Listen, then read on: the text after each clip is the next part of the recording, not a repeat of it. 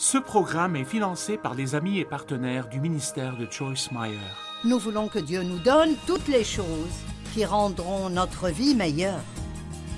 Mais parfois, il y a un prix à payer. Rappelez-vous, vous devez toujours abandonner quelque chose ici si vous voulez faire des progrès là.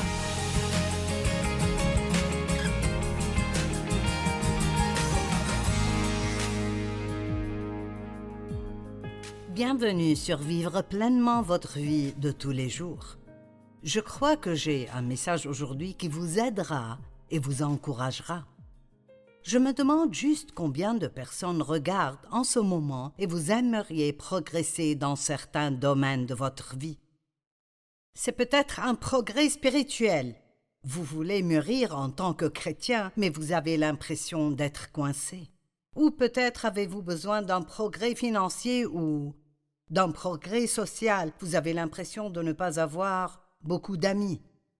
Nous aimons tous l'avancement et le progrès dans nos vies. J'ai intitulé mon message « Passer au niveau supérieur nous coûte toujours quelque chose ». Vous savez, il faut presque toujours lâcher quelque chose d'ancien pour nous emparer de quelque chose de nouveau. Pensez-y, il faut lâcher quelque chose d'ancien pour s'emparer de quelque chose de nouveau.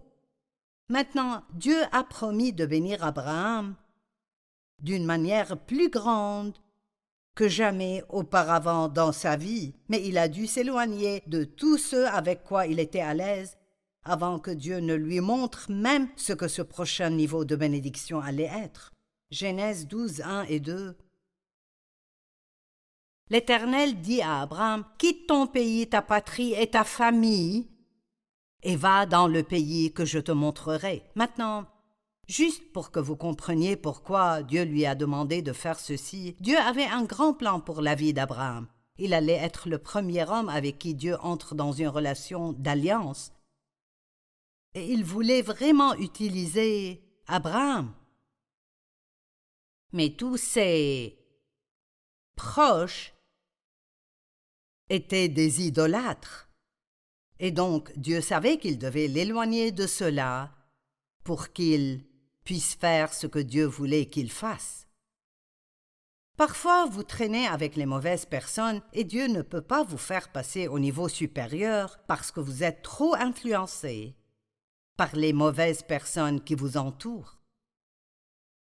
Et Dieu dit, « Je ferai de toi une grande nation, je te bénirai, je rendrai ton nom grand. » Une traduction dit, « Je ferai de toi une personne renommée et tu seras une source de bénédiction. » Et ensuite, un peu plus loin, dans Genèse 12, il est écrit « Et je bénirai ceux qui te béniront. » Abraham, tu seras tellement béni que même si quelqu'un te bénit, il sera béni parce qu'il a béni ta vie.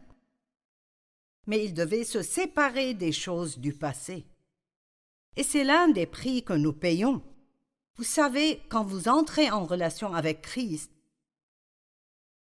non seulement êtes-vous invité à entrer en relation avec lui, mais la parole nous enseigne que nous devons apprendre à vivre une vie séparée. Et cela ne signifie pas que vous vous isolez quelque part et que vous restez seul et que vous n'avez pas d'amis, mais cela signifie que vous devrez vous séparer de certaines de vos anciennes habitudes. Vous ne pouvez pas continuer à pécher et avoir une relation avec Jésus. Il vous enseignera, il vous guidera et Dieu traitera avec vous d'une chose à la fois, jamais plus que ce que vous pouvez supporter.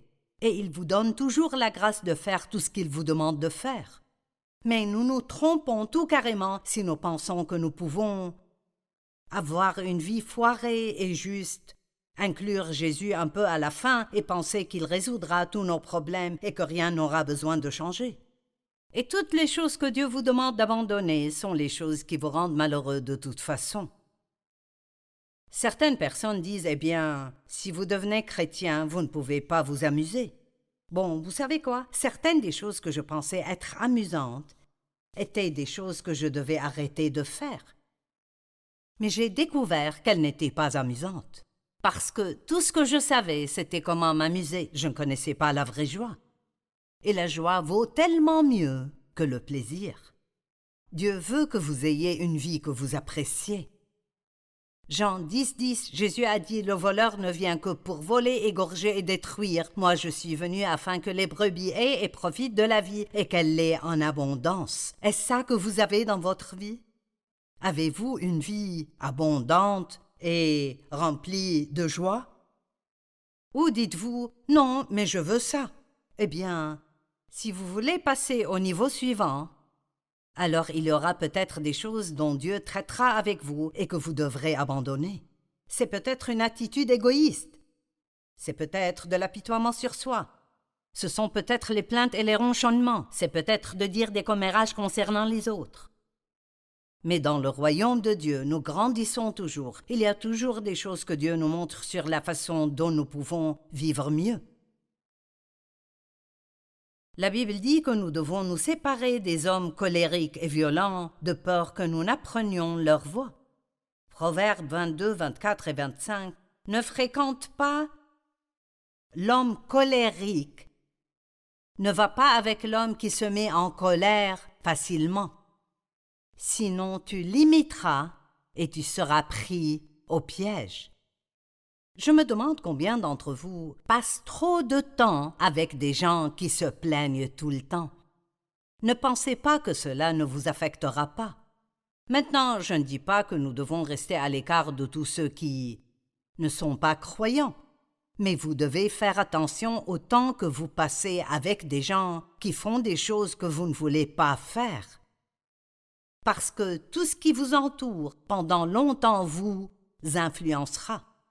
Alors utilisez la sagesse et priez à ce sujet. Je veux être disponible pour servir les personnes perdues et non sauvées. Mais je dis toujours, je veux être avec quelqu'un tant que je peux l'influencer et qu'il ne m'infecte pas.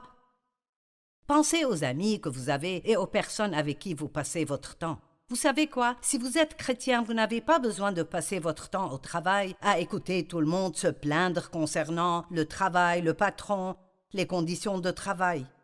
Vous dites, qu'est-ce que je devrais faire d'autre? Mon mari a passé de nombreuses années avant de travailler dans le ministère à plein temps, à marcher pendant son heure de déjeuner. Il mangeait puis il passait le reste de son temps à marcher et à prier. C'était à l'époque quand il faisait cela que Dieu lui avait dit qu'un jour il ne serait plus dans cette firme d'ingénierie, mais qu'il serait dans le ministère. Si vous passez du temps avec Dieu, alors Dieu peut vous parler et vous montrer des choses.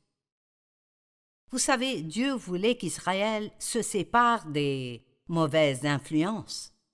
Mais le long du chemin, il est écrit qu'ils se sont impliqués avec une multitude mixte. Donc, dans différentes villes qu'ils ont traversées, des gens voulaient aller avec eux et ils étaient peut-être des adorateurs d'idoles où ils faisaient des choses qui n'étaient pas bien. Au lieu de leur dire non et d'obéir à ce que Dieu avait dit, ils les ont laissés se joindre à eux. Donc, dans Nombre 11, 1 à 5, il est écrit « Le peuple murmura et cela déplut à l'Éternel.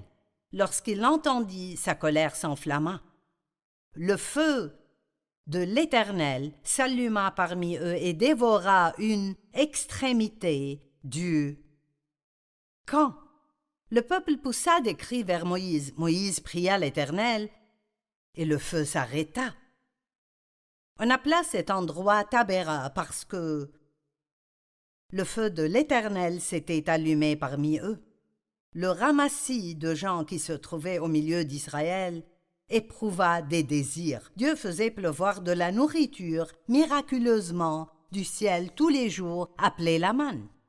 Eh bien, ce serait un miracle plutôt cool. Mais au bout d'un moment, la multitude mélangée avec eux a décidé qu'ils n'aimaient plus ça et ils s'en plaignaient. Et donc les Israélites ont commencé à s'en plaindre. Peut-être que vous étiez reconnaissant avant pour votre travail, mais vous avez déjeuné trop de fois avec les mauvaises personnes et elles ont mis toutes sortes de pensées dans votre esprit à propos de tout ce qui n'allait pas dans le travail que vous avez. Si vous êtes entouré de gens qui parlent d'autres personnes, ne pensez pas que votre attitude envers ces personnes ne changera pas.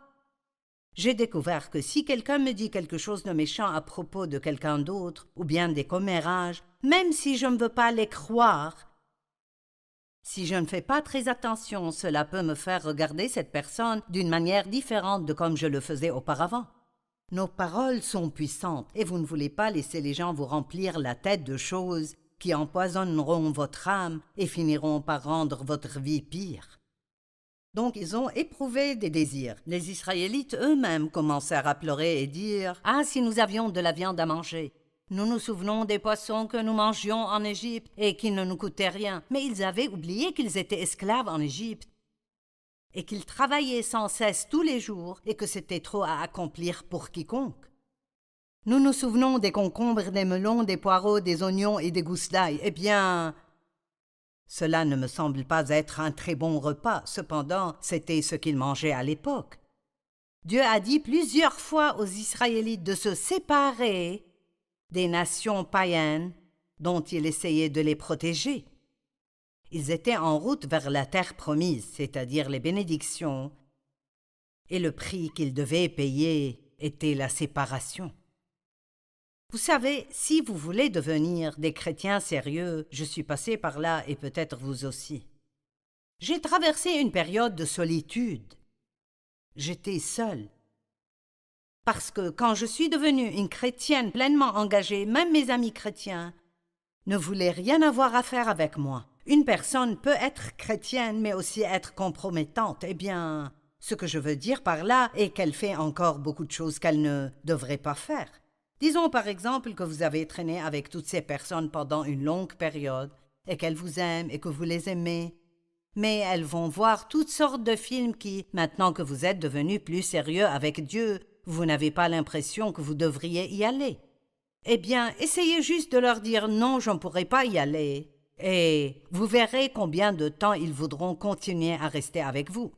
Si vous commencez à prendre de bonnes décisions, vos bonnes décisions montreront leurs mauvaises décisions.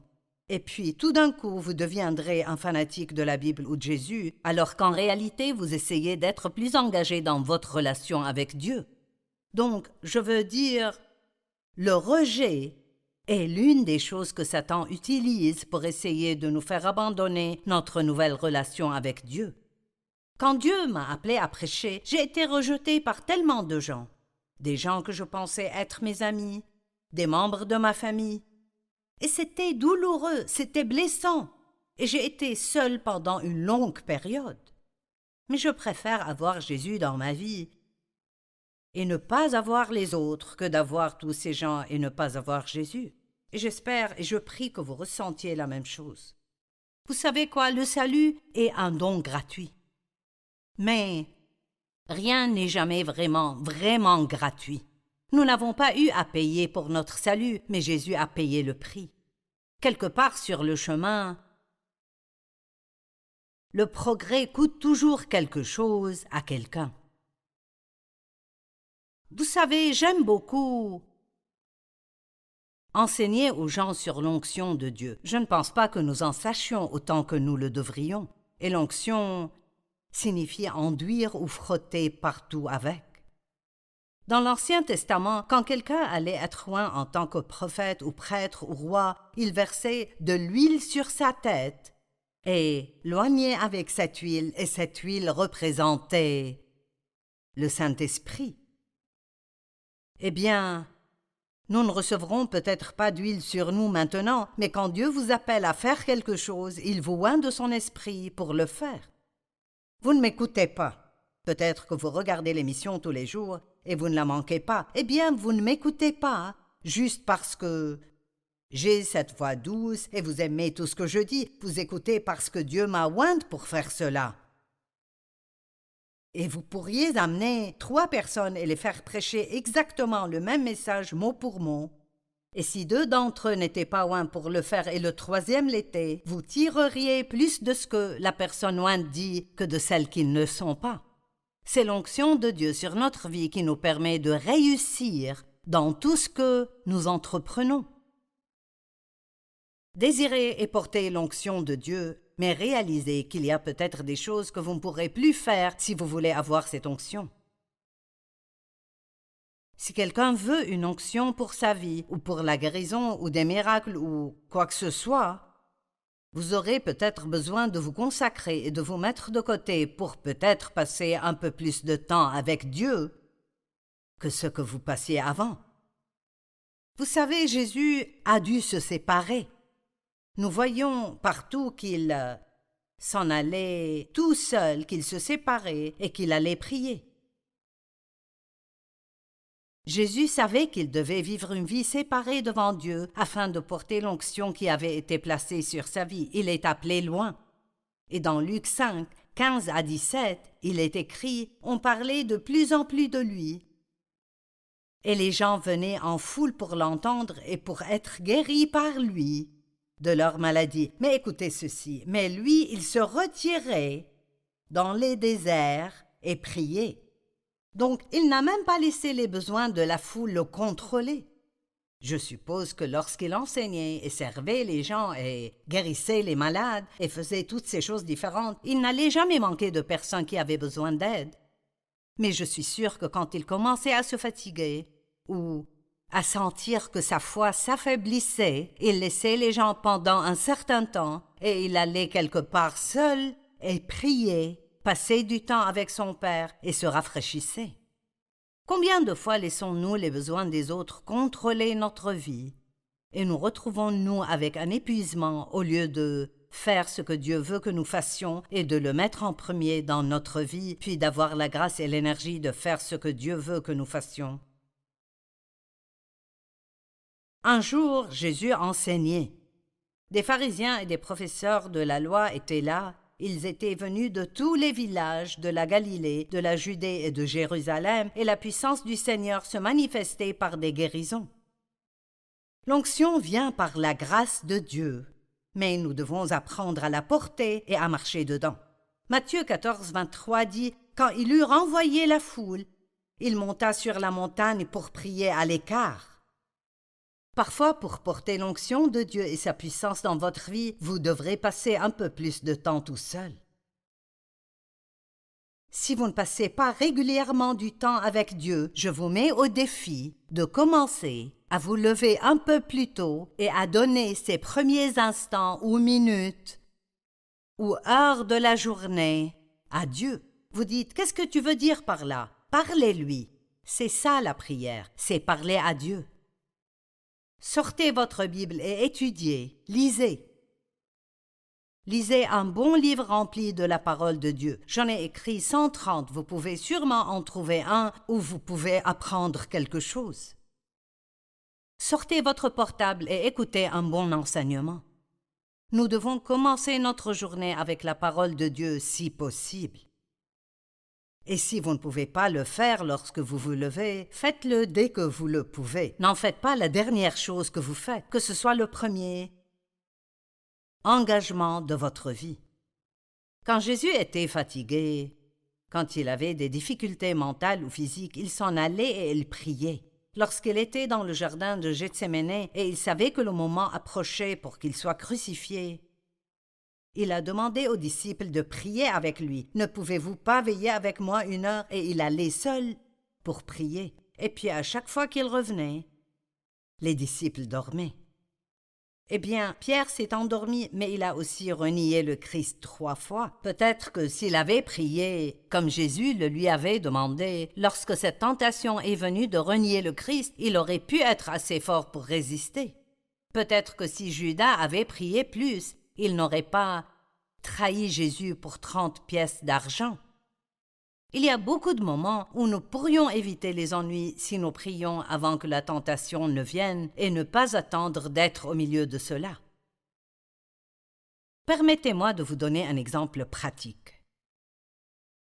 Je n'ai jamais eu beaucoup de paix dans ma vie. La famille dans laquelle j'ai grandi était tout sauf paisible. C'était juste une maison de conflits et d'agitation et de colère, et de méchanceté, et d'amertume, et d'abus, et d'inceste.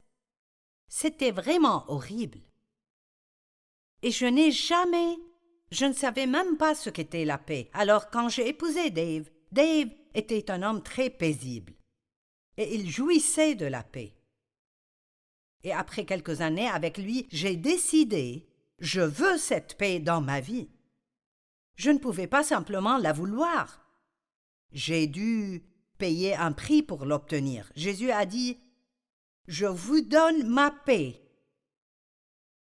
Que votre cœur ne se trouble pas.